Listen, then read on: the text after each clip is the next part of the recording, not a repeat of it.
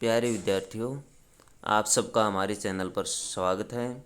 आज बच्चों हम कक्षा 7 की गणित की वर्कशीट नंबर 5 करने वाले हैं। वर्कशीट नंबर 5 बच्चों प्रायिकता। तो बच्चों प्रायिकता के बारे में आज हम स्टडी करेंगे। आज बहुत गर्मी है, शायद वर्षा होगी। नहीं, आज वर्षा नहीं होगी। तो ये बच्चों संवाद चला हुआ है। एक कहता है वर्षा होगी, एक कहता है वर्षा नहीं होगी। ये भी एक प्रायिकता है। यानी प्रायिकता जो होती है बच्चों, संभावना होती है, किसी भी घटना के होने की संभावना। हर रोज़ की बातचीत में हम अक्सर प्रायिकता का प्रयोग करते हैं।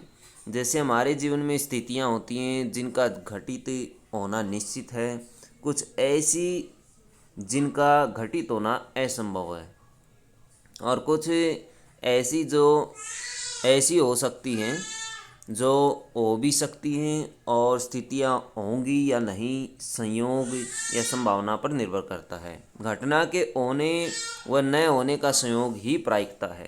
किसी घटना की प्रायिकता बराबर होती है घटना के संभावित परिणाम बटे घटना के कुल परिणाम। उदाहरण, जब किसी सिक्के को उछाला जाता है तो इसके दो संभव चित्त या पट हैं तथा यह कि समप्रायिक घटना है। अतः चित्त या पटाने की प्रायिकता 1/2 है। एक सिक्का है, उसके दो पहलू होते हैं, तो कुल परिणाम 2 हो गए, और चित्त या पटाने की संभावना 1/2 हो गई। निश्चित घटना की प्रायिकता 1 होती है, असंभव घटना की प्रायिकता 0 होती है। अगर आज मंगलवार है तो कल बुधवार होगा। यह निश्चित या संप्रायिक घटना है, क्योंकि यह निश्चित है कि कल बुधवार ही होगा। अतः प्रायिकता 1 या 100% होगी। तो 100% तभी होगी यदि वो निश्चित हो। मैं मध्याह्न अवकाश के समय उड़ूंगा, असंभव या असंप्रायिक घटना, अतः प्रायिकता इसकी 0 होगी। उड़ूंगा कहा इसने बच्चों, तो उड़ सकता नहीं, तो नहीं उड़ सकता है, तो हम इसकी प्रायिकता 0 रखेंगे। प्रायिकता ऋणात्मक नहीं हो सकती और एक से अधिक नहीं हो सकती। एक से अधिक नहीं होती। प्रायिकता 0 और 1 के बीच में होती है हमेशा। 0 से बड़ी या 0 1 के बराबर या 1 से छोटी। अब देखिए बच्चों इससे संबंधित प्रश्न। प्रश्न नंबर 1, बताइए कि किस निम्नलिखित में किसका होना निश्चित है, किसका होना असंभव है, और कौन भी हो सकता है परंतु निश्चित रूप से नहीं। आज आप कल से अधिक आयु के हैं, ये संभव है। संभव क्यों है?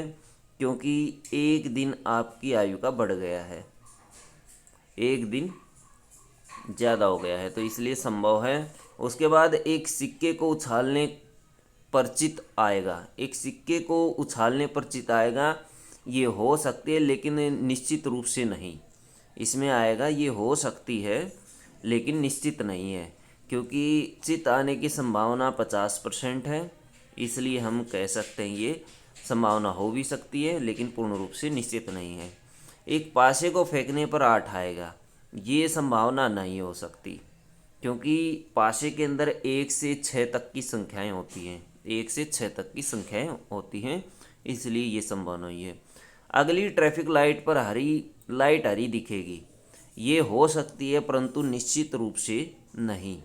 परंतु निश्चित रूप से नहीं हो सकती, तो इसमें भी आप निश्चित रूप से नहीं लिख सकते हैं, क्योंकि ज़रूरी नहीं कि हरी ही दिखाई देगी, और हरी दिखाई भी दे सकती है।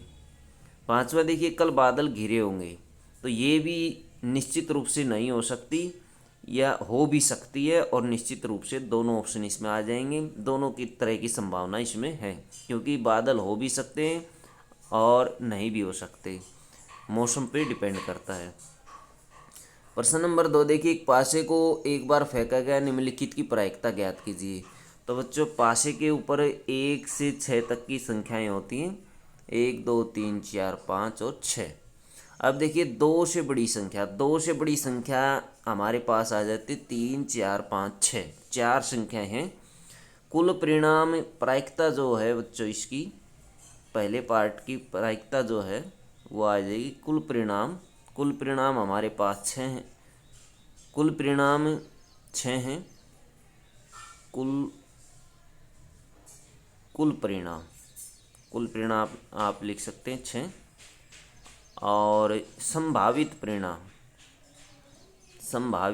परिणाम हमारे पास हैं 4।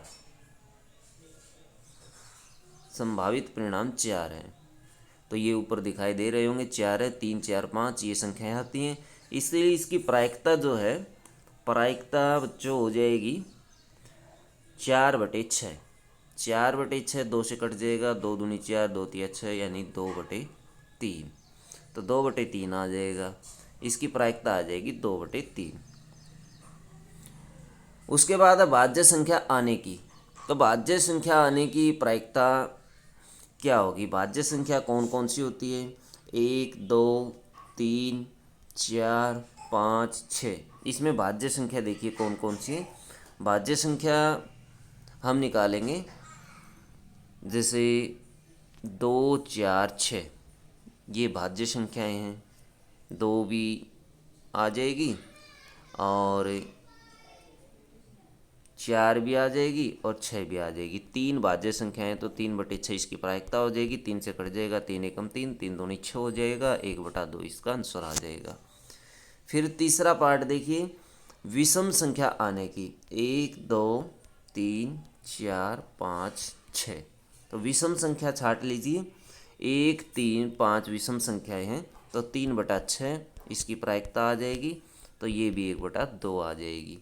सम अभाज्य संख्या आने की। सम है लेकिन अभाज्य भी है, तो ऐसी संख्या हम देखेंगे 1, 2, 3, 4, 5, 6।